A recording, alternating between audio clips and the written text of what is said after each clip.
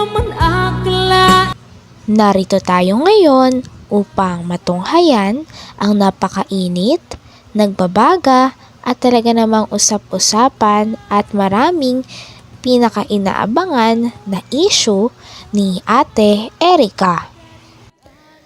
Kasalukuyan ngang binabasa ni Kalingap Val Santos Matubang ang isang message ng pananakot na konektado sa mga sponsors. At sabi nga ni Kalingap Val na kung may reklamo sila ay dapat kasuhan ito at sa legal na paraan dahil mali ang pananakot gamit ang social media. Pwede niya na nga daw ito agad maging ebidensya laban sa nagpost. Kaya naman maling-mali ito. Oy, sa mga bagong bukas ang ating pong live, ito po ay yung grupo ng E-Lovers.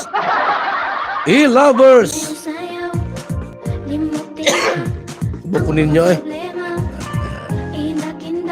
Tapang kayo ay. Uy, kapit dyan. See you in court! Nagagalit kayo kasi di namin kayo binigyan ng pera. Grabe kayo magsalita sa matanda. Di kayo naawa sa matanda. Kasi mukha kayong pera! Grabe kayo magsalita. Ha? Ayoko na. Tapang nyo. No. Tapang-tapang nyo.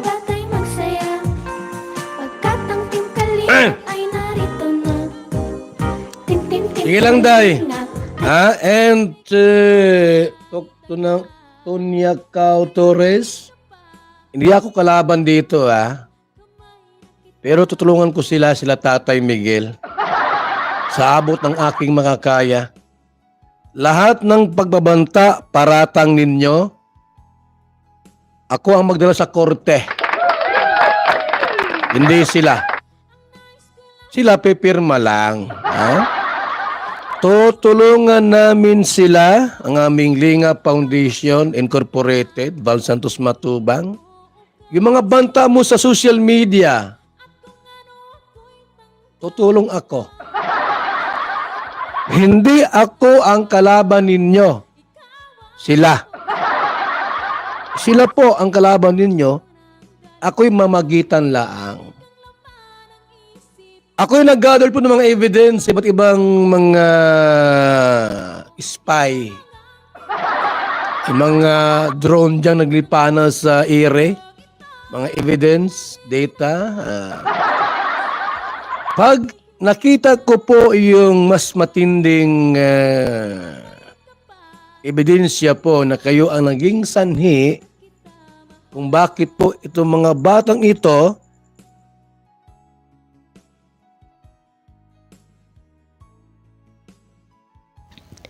Sabi pa nga ni Kalingap Val Santos Matubang na ang mga ganito daw na post na may pananakot sa social media ay pwede daw pumasok sa cybercrime. Baka nga daw puntahan niya pa sila Lolo Miguel at ang tita nila Ate Erica upang isama at i-report itong post na ito na talaga namang alarming dahil meron ng pagbabanta at nakalagay pa sa social media.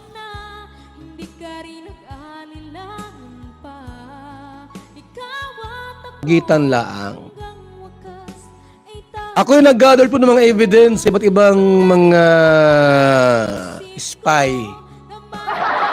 Yung mga drone dyan naglipana sa ere. Mga evidence, data. Pag nakita ko po yung mas matinding ebidensya po na kayo ang naging sanhi kung bakit po itong mga batang ito ay na-brainwash ang utak nila at naging kaaway nung matanda. Manda kayo. Manda kayo, ha? Kasi brainwashing yan sa batang... Akala ko mga matalino kayo. Huwag kayong mag-post sa social media ang may pagbabanta sa mga maralitang Pilipino. Mali yun. Gusto mo ng katahimikan? Burahin mo. Sa lalong madaling panahon, pati video ko nakapost doon. Cybercrime Division ng baka sa isang araw nasa RTC tayo. Mali yan ganyang mag-post po na may pagbabanta. Babasahin ko ulit. Dami mo mga naipost dyan. Miss Antoniacao Torres. Silang kaaway mo, hindi ako. Ako ay tutulong lang sa kanila. Pipirma lang sila at ako po ang mag-asikaso at mag-gather ng mga evidence laban sa inyo. Anong laban nila? Senior citizen, walang ipin yung isa. Sabi mo dito, ay grabe kayo magsalita. Sus! Anong sabi nyo dito mga kalingap, oh?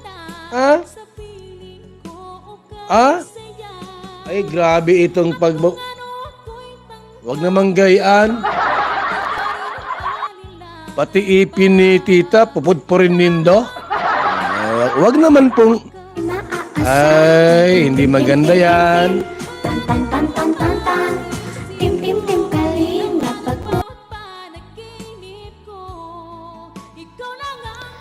Sa vlog din na ito ay pinaparinggan nga ni Kalingap Val Santos Matubang ang mga tao na nangingialam sa projects ng Kalingap. Alam daw ng Kalingap ang kanilang ginagawa, ngunit may mga tao talaga na binubudol o binibrainwash daw ang mga taong nasa Kalingap upang umalis. Kaya naman nangyari ang sitwasyon kay Ate Erica. Hindi maganda yan. Tim Kalingap, pagtulong sa mahirap ay maaasahan nating makakamtan. Ay, magandang evening sa ating lahat. Sa magising pa po dyan, good evening. Yan po, gusto na pong humingi ng tawad itong si Sheila May at Erica. Pero may pumipigil sa kanilang dambuhala. Mayroong leon na pumipigil sa kanila, hawak sa liig. Ano man ang gusto nito, itong dapat nyong gawin. Anong tawag dyan mga kalingap? Kinokontrol nyo ang damdamin nila. Wag ganon. Wag naman ganyan. Gusto lang humingin tawad sa lulo. Pero kinokontrol ninyo, huwag niyong gawin yan. Kami ang mga kalaban ninyo, kakasuhan namin kayo. Abay, tinatakot nyo. Huwag niyong takutin yung bata. Gusto na magkumbaba sa lulo po, humingin tawad at magsisisi, pinipigilan nindo. Ha? Gusto nang humingi ng tawad,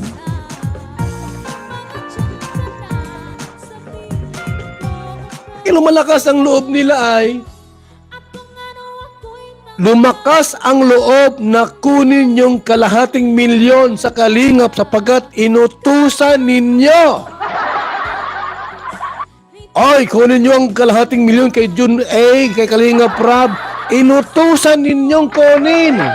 Tuloy, nasira ang pangalan nila. Sino may gawa? Kayo. Kung hindi dahil sa inyo, nakikialam kayo ay mga pakialamirang maray. Ay, Jesus! Ay, magandang evening, morning po sa ating lahat. Morning na po, hello kay